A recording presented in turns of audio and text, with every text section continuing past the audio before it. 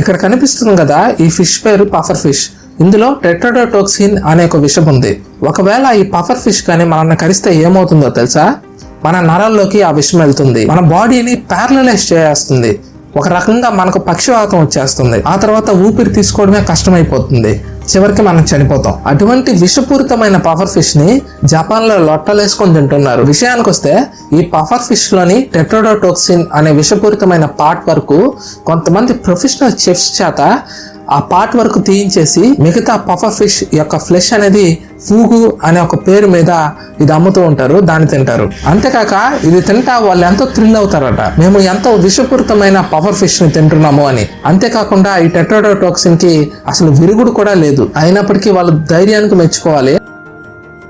World war 1 టైంలో Hungarian soldier అయిన Paul కీర్న్ అనే ఒక అతనికి రష్యన్స్ షూట్ చేయడం వల్ల తల్లో బుల్లెట్ ఇరుక్కుంది. ఎలాగోలా డాక్టర్స్ ఆపరేషన్ చేసి ఆ బుల్లెట్ ని అయితే తీసేశారు పాల్ కీర్న్ తల్లో నుంచి. కానీ అప్పటి నుంచి కూడా పాల్ కీర్న్ నిద్రపోలేదు. నిద్రపోవాలనుకున్నా అతనికి నిద్ర పట్టేది కాదు. 1955 అంటే తను చనిపోయేంత వరకు కూడా, అంటే 40 ఏళ్ళు అనమాట ఇన్సిడెంట్ జరిగి అతను చనిపోయే పీరియడ్. అప్పటి దాకా కూడా అతను నిద్రపోలేదు. ఏమైనా మెంటల్ స్టేట్ ఏమైనా చేంజ్ అయిందా, లేకపోతే హెల్త్ లో ఏమైనా ప్రాబ్లమ్స్ ఉన్నాయా అని డాక్టర్స్ చెక్ చేశారు. కానీ పాల్ కీర్న్ లో ఎటువంటి చేంజెస్ అనేటివి వాళ్ళకి కనిపించలేదు. చివరిగా వాళ్ళు నిర్ధారించుకుంది ఏంటంటే తలలోపల బుల్లెట్ వెళ్ళడం వల్ల ఫ్రంటల్ లోబ్ అనేది డ్యామేజ్ కావడం వల్ల అతనికి అప్పటి నుంచి కూడా నిద్ర పట్టలేదు అని డాక్టర్స్ నిర్ధారించారు. 1971 నుంచి ఇప్పటి వరకు కూడా చేసిన పరిశోధనలో తేలింది ఏంటంటే ఏదైనా ఏరోప్లేన్ అనేది డ్యామేజ్ అయినప్పుడు ఫ్రంట్ లో కూర్చున్న వాళ్ళకన్నా కూడా బ్యాక్ సైడ్ కూర్చున్న వాళ్ళు చాలా ఈజీగా ఎస్కేప్ అవ్వగలరు. వాళ్ళకి ఎటువంటి డ్యామేజెస్ అనేటివి కూడా జరగవు. ఫ్రంట్ లో కూర్చున్న వాళ్ళకి చాలా డ్యామేజెస్ అనేటివి జరగవచ్చు. అందుకే ఈసారి ఎప్పుడైనా మీరు సీట్ బుక్ చేసుకునేటప్పుడు బ్యాక్ సైడ్ బుక్ చేసుకోండి, కిటికీ దగ్గర బుక్ చేసుకోండి. ఇంకా చాలా ఈజీగా ఎస్కేప్ అవ్వచ్చు ఏమైనా ప్రమాదం జరిగినప్పుడు. 2011లో జపాన్లో ఒక భయంకరమైన భూకంపం ఏర్పడింది. దీనివల్ల 20,000 మంది వరకు చనిపోయారు. 6,000 నుంచి 2,00,000 మంది వరకు వాళ్ళు ఉన్న ప్లేస్ వదిలేసి వేరే చోట వెళ్ళిపోవడం జరిగింది. ఈ భూకంపంని ఆధారంగా చేసుకుని నాసా చేసిన పరిశోధనలో తేలింది ఏంటంటే 6.5 ఇంచెస్ ఈస్ట్ లాంజిట్యూడ్ కి భూమి యొక్క యాక్సిస్ అనేది చేంజ్ అయింది. ఈ యొక్క చేంజ్ కారణంగా టైం కూడా వేరీ అవుతూ ఉంది. కానీ స్పేస్ లో ఎర్త్ ఉన్న పొజిషన్ యొక్క రొటేషన్ మీద ఎటువంటి చేంజ్ అనేది ఏర్పడలేదు. ఇప్పుడైతే వచ్చే స్మార్ట్ ఫోన్స్లో ప్రతి ఫోన్లో కెమెరా అయితే ఉంటుంది. ఇప్పుడు నేను దీని గురించి ఎందుకు చెప్తున్నానంటే ఫోటోగ్రఫీ అనే ఒక పదం యూజ్ చేస్తాం మనం ఫోటో తీసేటప్పుడు. ఈ పదాన్ని గ్రీక్ పదం నుంచి తీసుకున్నారు. ఫోస్ అంటే ఒక లైట్ అని, గ్రఫీ అంటే డ్రాయింగ్ ఆర్ రైటింగ్ అని అంటారు. అలా ఫోటోగ్రఫీ అంటే డ్రాయింగ్ విత్ లైట్ అని అర్థం. మనం రొయ్యలను కానీ గమనిస్తే కడుపు, గుండె, జీర్ణ వ్యవస్థ, టెస్టికల్స్ ఇవన్నీ కూడా తల దగ్గరే ఉంటాయి. అటువంటి స్ట్రక్చర్తో అవి పుట్టాయి. ఎర్త్ యొక్క రొటేషనల్ స్పీడ్ రోజుకి 24 గంటలు ఉంటుంది.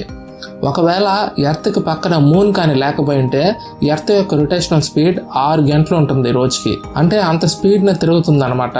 మూన్ అనేది ఎర్త్ యొక్క స్పీడ్ ని కంట్రోల్ చేస్తుంది. అలా భూమి తన చుట్టూ తను తిరగడానికి రోజుకి 24 గంటలు పట్టేటట్టుగా మూన్ చేస్తుంది.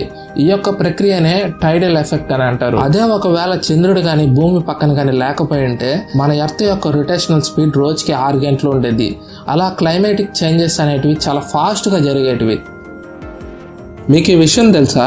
మన బాడీలో అత్యంత ఎక్కువసేపు పనిచేసే కండరం ఏందో తెలుసా? అది మన గుండె.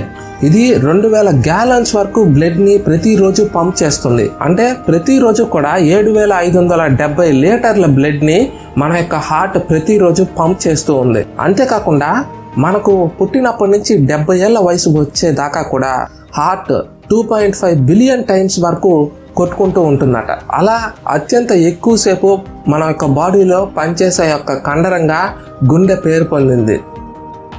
మీకు ఈ విషయం తెలుసా? మన ఫింగర్స్ అంటే వేళ్ళు, ఈ వేళ్ళకి కండరాలు అనేటివి ఉండవట. మన చేయి అండ్ అరచేయికి ఉన్న ఈ యొక్క కండరాల వల్లే ఈ ఫింగర్స్ లో మూమెంట్ అనేది జరుగుతూ ఉంది. అంతేకాని సపరేట్ గా ఫింగర్స్ వరకు కండరాలు అనేటివి ఉండవు.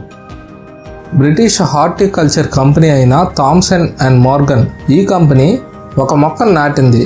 ఆ మొక్కలో పొటాటోస్ అండ్ టొమాటోస్ 2 కలిసి పెరుగుతాయి.